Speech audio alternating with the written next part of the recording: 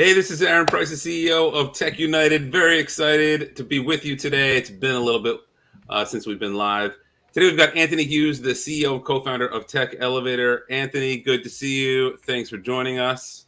Great to be here, Aaron. Thanks for having me. From where are you joining us today? I'm currently joining you from sunny Cleveland, Ohio. That's that. I got married in Ohio. My wife is from Cleveland, so it's a Lucky special you. place in my heart of Most Ohio. beautiful woman in the country. That's true. That's what they say about Ohio. Yeah. Um, Tell people what is Tech Elevator for those who aren't familiar. Yeah. So Tech Elevator is an intensive short form software developer training program that trains people in as little as 14 weeks to become a software developer, to work in the field of software development. So there are several of these kinds of organizations. First of all, how long have you been doing this? So I've been in the bootcamp field quite some time now, but I actually founded Tech Elevator in 2015. So the company itself has been operating for 7 years. We have over 3,000 graduates working at close to 800 companies today. So, we're one of the more established programs in the industry. That's very impressive. And is it a physical program? Is it a virtual program? How can people participate? Yeah, all of the above. We have in-person programs through campuses that we operate. We also have a program called National Live Remote, which teaches people all around the country. And students can study with us through our full-time intensive 14-week program, or a more accessible version is our 30-week part-time program as well. And so, what skills do graduates graduate with, and at what competency level? At what competency level? So our graduates are considered to be code-ready junior software developers, and we're teaching them primarily as full-stack developers in Java and .NET. So they're very much considered to be the equivalency of a computer science degree, entry-level software developer talent, fueling sort of the base of the pyramid, if you will, for technology-driven and tech organizations across the spectrum. They're working in 40 plus industries at this point. That's pretty impressive. Is your program geared for those who weren't necessarily in computer science in college, and this is a way to change industries and career paths? That's exactly what it's for. So we take individuals with no professional experience in technology, high cognitive aptitude, and I can talk to you a little bit about that in a moment, and we reskill them to become software developers. So these are career changers, sometimes career starters, individuals having a second career, if you will, but very much all trying to break into technology, and we put a system in place that helps them do that. So when you say a system in place that helps them do that, do you mean a software system or you mean an educational system? An educational system, a training system, a system that identifies people that are a good fit, pairs them with industry relevant curriculum, and then supports them from a placement standpoint and a career readiness standpoint to make sure that they can get that job in tech. I think you said it was 14 weeks if it was the national program. Is it? Maybe you said this and I missed it. How long is the in-person program? The in-person program is 14 weeks, and we also Also, have an online version of that program, which is also 14 weeks. That's and full-time, and then we have a 30-week part-time program. got it. Do you happen to know the entry level, the average salary that people who graduate tend to be offered? Yeah, so the average salary nationwide is $65,000. However, as we've expanded from Cleveland, Ohio to the coast, we've seen the salaries significantly increase based on the geographies they're in. So an East Coast salary might be closer to $85,000, whereas a Midwest salary might be a little less, predominantly driven by kind of the starting salaries and the prevailing wages of entry-level talent in those different geographies. I've heard mixed reviews about the proficiency of graduates of boot camps in general, and I've spoken to employers who said, well, we have very mixed results, or sometimes they require significantly more training. You're nodding your head. It sounds like you've heard that feedback. So how do you deal with some of those concerns, or how does Tech Elevator graduate people with different skill sets so there's less friction in getting into the workforce? Yeah, I think I think that some of the narratives that bootcamp graduates are not as effective as computer science graduates are starting to be eroded, simply because bootcamps have now been around for close to 10 years. In our particular experience, the ultimate validation of the fact that we're producing the right skills comes from the fact that companies come back to us and hire again and again. We have some Yeah. companies that have hundreds of employees who have come through Tech Elevator, and I think that's sort of the ultimate validation. The other thing that I would say is, oftentimes the skeptics of boot camps hold boot camps to a higher standard than they hold computer science grads to, right? Which is to say that the two things are, or the two sort of training methodologies are pretty different. Computer science students are doing a lot of theory, and boot camp grads typically are doing a lot more practice and practical skills. What actually transpires when you enter into the field of technology is that the amount you know entering into the field of technology pales in comparison to the amount that you don't know.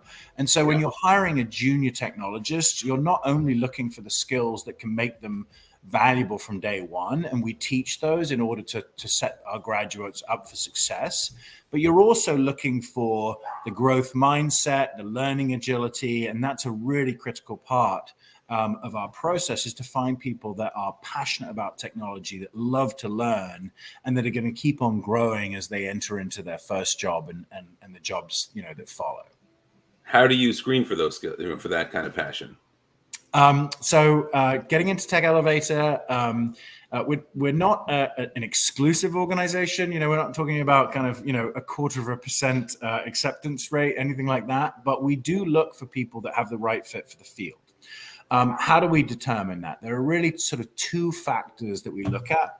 Simplified, it's aptitude and attitude.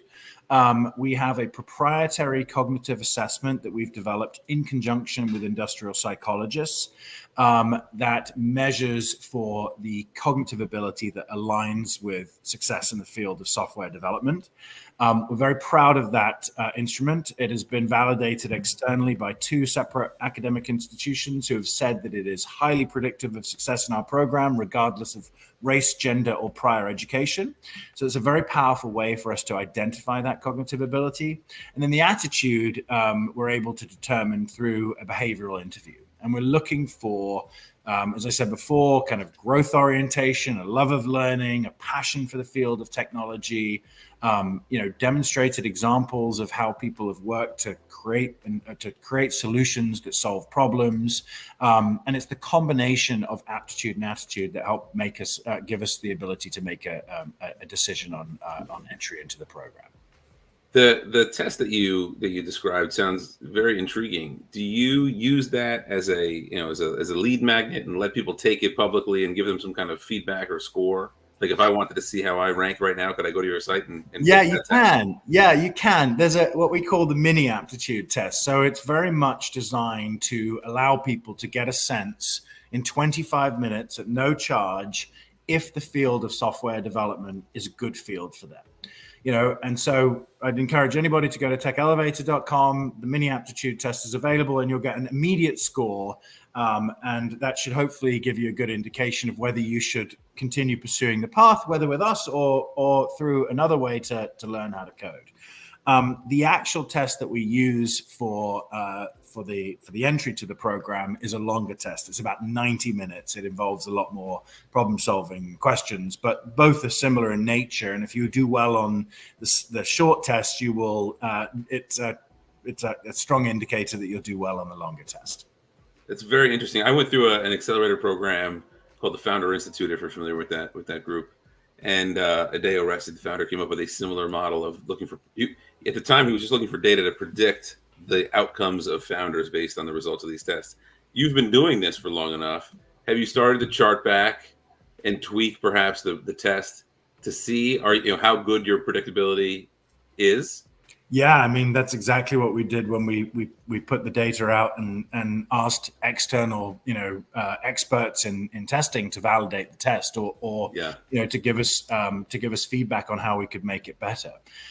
It is highly predictive of success in the program, and Tech Elevator's program is the highest performing coding bootcamp in the country by way of outcomes. So by extension, it's highly predictive of success of your ability to get a job in the field of technology. So wait, let's spend that's a big claim. Yeah, and I like big claims, so let's spend a minute on that. It's all right. It's the most successful based on outcomes. So first of all, do you mean just the rate of hiring or the average salary? Well, I'm just curious the metric that you're honing in on that. So we have consistently produced the highest job placement rate of any coding bootcamp in the country since we started to report our outcomes. There is an organization called the Council on Integrity and Results Reporting that has a very simple standard. How many people started your program, how many people finished your program, and how many people got jobs in the field of study. No exemptions. If you choose to, if you're so inspired by technology, you choose to do a master's in computer science, you are not placed. If you got called up to the military and you got to go fight overseas, you're not placed. It is raw, verified data. So those numbers and those reports are then taken out to a third party to verify that data.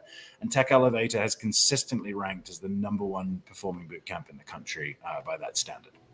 That's excellent, and congratulations, because I love that you have I should say, I've met over the years several organizations who claim to be in the similar field, but I really appreciate that you're holding yourself to a high standard and validating with external partners. What was it? The Council of Integrity and what? The Council of Integrity and Results Reporting, or CIRR, CIRR.org. And it's an independent 501c3 that organizations voluntarily submit their results to. And for us, when we started the company, we said, look, people are spending real money here. I mean, the average coding bootcamp, I believe, costs around $15,000. People come to coding bootcamps with a very clear expectation that if they put the work in, they will transform their careers. And they deserve to have the ability to measure the performance of those programs against each other. We have one job to do, and that's to get somebody a job in the field of technology. So why would we obfuscate our outcomes? They deserve to know our outcomes when they're making a decision to spend that kind of money.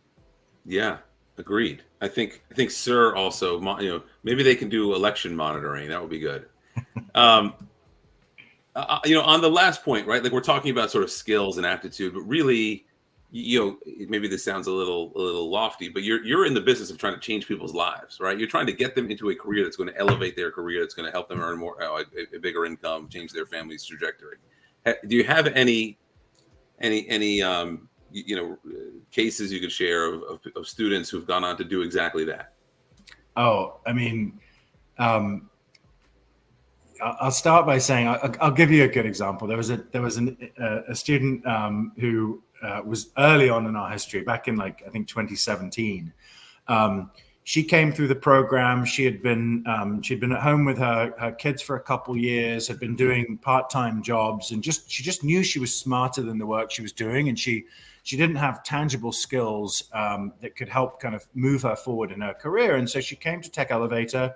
We taught her how to code.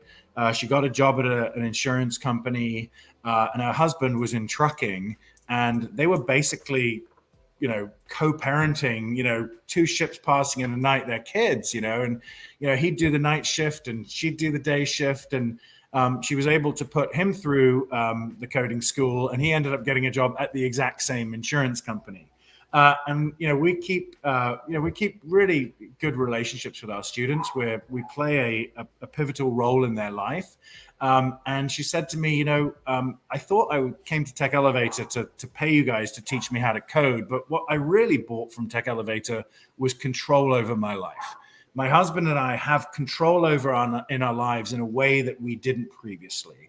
And fundamentally, that's what we're doing when we're training people how to code. We're giving them the skills that have significant demand in the market, significant portability, and we're putting them into careers where there are ongoing opportunities to elevate, and your career trajectory is defined by how hard you're willing to work, your passion for the field. And it's so exciting to be helping people enter into this space and see the rewards, not just the financial rewards, but really the rewards of finally kind of taking control of their lives and their careers. And for us, being that inflection point is probably the most satisfying thing that we can do as an organization. Yeah, that sounds enormously gratifying. I can tell by your Ohioan accent you're not necessarily local. Where are you from originally? I hail from England originally, but I've got dual nationality. My mother's from Milwaukee, Wisconsin, so I've loved this country since I was a very small kid, and it's been great living here and contributing to the economy and making a difference in people's lives. And I'm a proud citizen and proud contributor. It wasn't a citizen test, but I do appreciate the patriotism. How does someone whose mom comes from Milwaukee, who it sounds like you're born in the UK, end up in Ohio? So I came to Ohio for a job. I met a girl. I changed jobs, and I looked at the city. Cleveland, for those who are listening, has a very rich history of innovation, a wonderful history of wealth and industry. And it was a city that was, and still to an extent still is, struggling to reinvent itself for the modern era. And I happened to move into the field of economic development.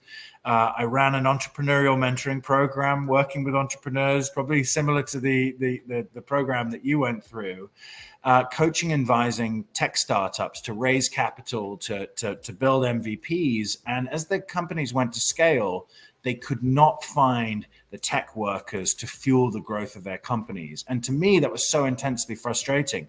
We were creating these businesses. We were planting the seeds of future economic drivers in a community that needed it so desperately, but we didn't have the tech workers to fuel those needs. And so that was the genesis of Tech Elevator. How can I contribute to solving this problem? How can I study best practices that exist for rapid reskilling and apply them to fundamentally shifting the dynamic of workforce in Cleveland, Ohio?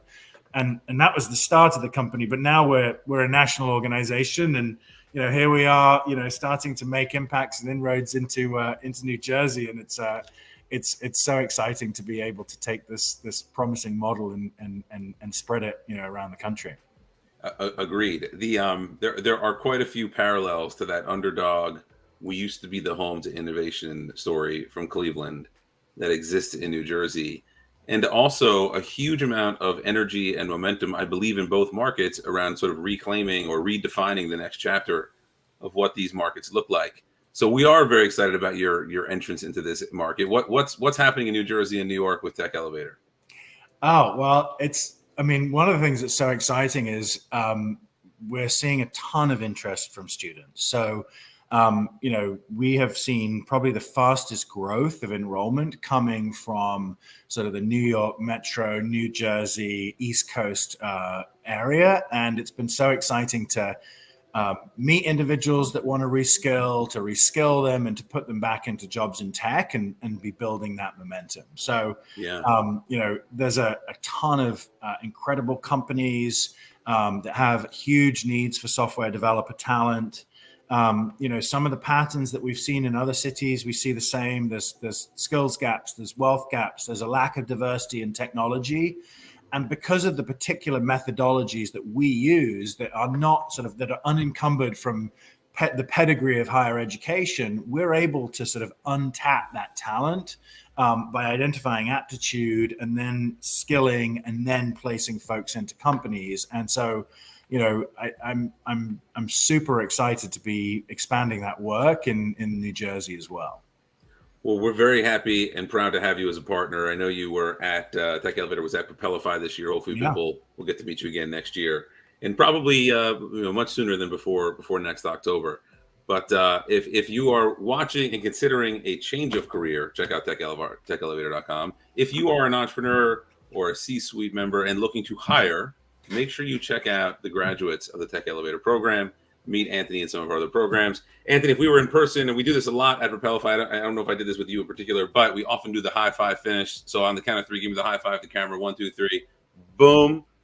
Great job on all the work you're doing out there. And look forward to seeing you at some of the Tech United events soon. Yeah, thanks so much, Aaron. If I can make one more plug, if that's Sure. okay. If you're in the C-suite and you're looking at your employee base and you've been feeling the pain of losing them over the last couple of years, which a lot of folks have, we're doing a lot of work with companies to invest in reskilling their employees from one part of the business to another. We are taking non-technical workers who have great understanding of the business, and we're helping companies make investments in reskilling them into technology as well. And it's a huge and growing part of our business. And I'd love to just make sure people are aware about that too, especially members of the Tech United organization.